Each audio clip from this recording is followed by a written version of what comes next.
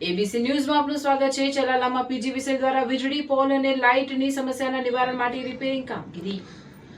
ચલાલા શહેર સહિત ગ્રામ્ય વિસ્તારોમાં વરસાદ અને વાવાઝોડાના કારણે વીજળીના પુલ ધરાશાય થતા તેમજ વીજ પુરવઠામાં વારંવાર ખોરવાટ સર્જાતા લોકોમાં મુશ્કેલી જોવા મળી રહી હતી। ખાસ કરીને ગરમલી સહિતના વિસ્તારોમાં વીજળીના પુલને નુકસાન થયું હતું। ઉપરાંત ચલાલા શહેર અને ગાયત્રી ફીડરમાં પણ વારંવાર લાઇટ જતી હોવાની સમસ્યા સર્જાઈ હતી। આ અંગે સ્થાનિક લોકો દ્વારા રજૂઆતો કરવામાં આવતા ધારાસભ્ય જીવીભાઈ કાકડિયા તથા ચલાલા નગરપાલિકાના પ્રમુખ જયરાજવાડા સમક્ષ પણ રજૂઆત કરવામાં આવી હતી। લોકોની સમસ્યાને ધ્યાને લઈ બંને આગેવાનો દ્વારા પીજીવીસીએલના અધિકારીઓને તાત્કાલિક જરૂરી કાર્યવાહી કરવા સૂચના આપવામાં આવી હતી, જેના પગલે પીજીવીસીએલ દ્વારા આજરોજ અલગ અલગ ટીમો બનાવી વીજળીના પોલ, ફીડર તેમજ વીજ પુરવઠાને લગતી સમસ્યાઓના નિવારણ માટે રિપેરિંગ કામગીરી હાથ ધરવામાં આવશે। તંત્ર દ્વારા તાત્કાલિક કામગીરી શરૂ કરવામાં આવતા સ્થાનિક લોકોને વીજ પુરવઠાની સમસ્યામાંથી રાહત મળવાની આશા વ્યક્ત કરવામાં આવી રહી છે। રિપોર્ટર બિપિન રાઠોડ, ચલાલા, અમરેલી।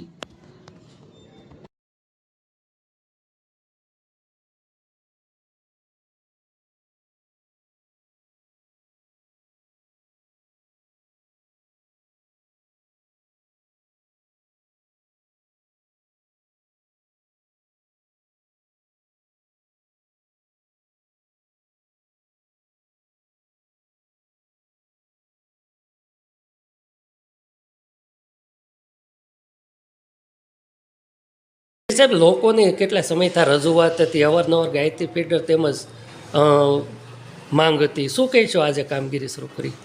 મારું નામ ગોપાલભાઈ પૂનમચંદ ગણાવા, ચલાલા સબ ડિવિઝનમાં નાયબ ઇજનેર તરીકે 7મા મહિના 6 તારીખે હાજર થયા છું, બરાબર।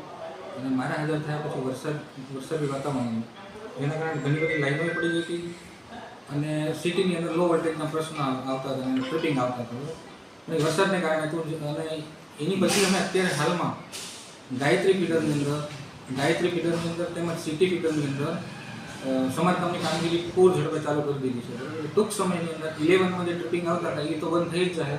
સાથે સાથે અમે એલટીના જે લો વોલ્ટેજના હાઈ વોલ્ટેજના પ્રશ્ન હતા એમાં અમે કેબલ નવા નાખવાની કામગીરી ચાલુ છે અને છૂટા કરી નાખવાની થઈ જગ્યાએ અમે છૂટા કરી નાખી દીધું। ટૂંક સમયમાં આ લો વોલ્ટેજનો પ્રશ્ન તેમજ 11માં જે ટ્રિપિંગ આવતા હતા એનું નિરાકરણ ટૂંક સમયમાં આવી જશે। અત્યારે સાહેબ કેટલી ટીમો એનાયત કરવામાં આવી છે? ટોટલ છે ને 12ની ટીમ કોન્ટ્રાક્ટરની એમબીસીસી કંડક્ટર નાખી 2 ટીમ છે, પ્લસ બીજા કોન્ટ્રાક્ટર 3, એમ ટોટલ 5 ટીમ છે, પ્લસ આપણા ડિપાર્ટમેન્ટલ ટીમ છે।